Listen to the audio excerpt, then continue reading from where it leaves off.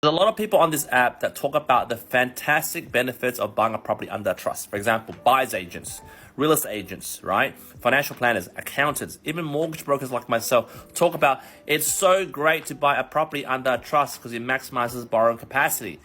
But let me show you an example where buying under a trust really isn't really a great idea, especially when your affordability, which is your ability to have the cash flow to make the mortgage repayments, which I have a client over here that contacted me to undo this mess, when your affordability is not on top of your borrowing capacity. So I've got a client over here, right? So basically this is his current structure and I'll explain to you as I go along. So this client over here has engaged a one-stop shop buyer's agent group, which means they have a buyer's agent, an accountant, a financial planner, and a mortgage broker all working together to get this client to buy property under a trust because it increases his borrowing power. So the background story is he has a owner-occupied property. Before it was about maybe 40 to 50% LVR. He cashed that out and used that to buy his first investment property under a trust, obviously through the financial advice of the financial planner working with the buyer's agent one-stop shop group. And in the last 2 or 3 years, he bought multiple properties under a trust. Now, at this point, the borrowing capacity, if he bought it under a personal name, would have stopped on property number 2. But because he went to a one-stop shop, all the experts in that one-stop shop were like, hey, it doesn't really matter you reach your borrowing capacity. You can actually buy under a trust as long as you can afford it. As long as we can find banks or non-banks which show that each trust can be sustainable, we can ignore the debt there. And therefore, from 2021, he got one more property, then another property, and another property. And you can look at the interest rate, really good rates versus the rental yield, which the property manager working with the buyer's agent could show, hey, you're making a massive profit.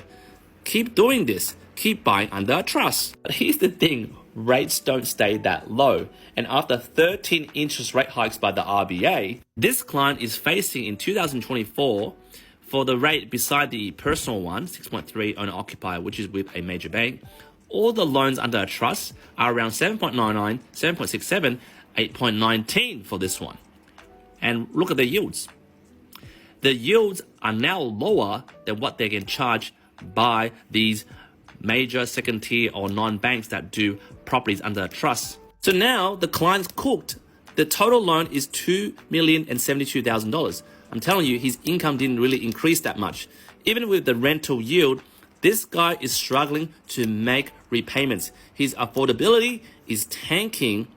Yes, he got the borrowing capacity to get all these extra 3 properties, but due to the rate rises, the 13 consecutive rate rises, his affordability is reaching a brink of mortgage stress. He's feeling the stress. He's working 2 jobs. His wife is working 2 jobs. They have 3 kids. It's like the Titanic was sailing really smoothly. Iceberg comes, boom. Now, here's the funny thing. The accountant, the financial planner, the mortgage broker working with that buyer's agent, that one-stop shop, is pestering him to buy another property under a trust. Because apparently they found a bank that doesn't see all the debts that he has in those other trusts. So now he's booked a call with me. I've mapped this out. He wants an independent, unbiased view of what the hell he's really doing. I'm going to him, mate. Yes, we can create more borrowing capacity, but hand on heart, mate, your affordability is going to ruin you. You can't afford this anymore, mate. And in all honesty, not to name and shame the buyer's agency group, I don't think they did anything wrong. They didn't put a gun to his head and go, mate, buy a property under trust. But I want to show you that their advice is biased, especially if they're in one group. Because look at what they make. And I'm not saying, the buyer's agent charging the fees and stuff are wrong, right? I'm just saying there is an agenda for them to sell you buying a property under trust, especially when you reach your borrowing capacity, right? You see ads everywhere, right? You can look at how much money they make per property. 15 G's for finding you that property. Then to set up a trust, $3,000. Then maybe financial advice, $5,000. The broker, we just invoice the bank. We don't charge you. But these 4 people benefit every time you get hooked in to buy a property under trust. And then rinse and repeat, rinse and repeat. Do they care whether the rates have skyrocketed and you can't afford it? No. They'll be like, hey, mate, I don't know a crystal ball. Back then, it was good. And then, you went along with it. And obviously, if you sold all the properties right now, you'll be laughing. You're on like a average income and you sold all this property and then you would pocket a lot of money, right? Like, for example, if you were to reset everything and sold all the properties under a trust, the total value from this to this is 2.1. The total loan is $1.6 million. You'll pocket $475,000 in a span of like 3 years. Obviously, 50% of that would be capital gains tax. All in all, this video shows the pros and cons and in hindsight of what my client is feeling. He feels he's got himself in a pickle, and I'm unwinding that. Now, there's no way I can refinance all that to a lower rate. There's no way a bank would take that much debt for this little income that he has. Like, if you see his income, you'd be so shocked that he has bloody 4 properties. All I'm saying is, I'm not bagging out buyer's agents, accountants that work with buyer's agents, financial planners that work with buyer's agents, and brokers that are in that one-stop shop. All I'm saying is, they do have an agenda, it's bias. Have your due diligence done before you do such a thing.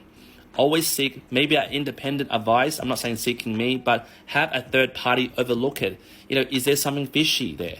Anyway, jump in the comments. Let me know what you think. Do you think this client did well? Is he silly to have listened and gone ahead with all this strategy to grow and retire financially free, whilst right now he's facing this brink of mortgage stress, thinking about maybe selling too and going backwards? So I don't know. Jump in the comments. Let me know what you think.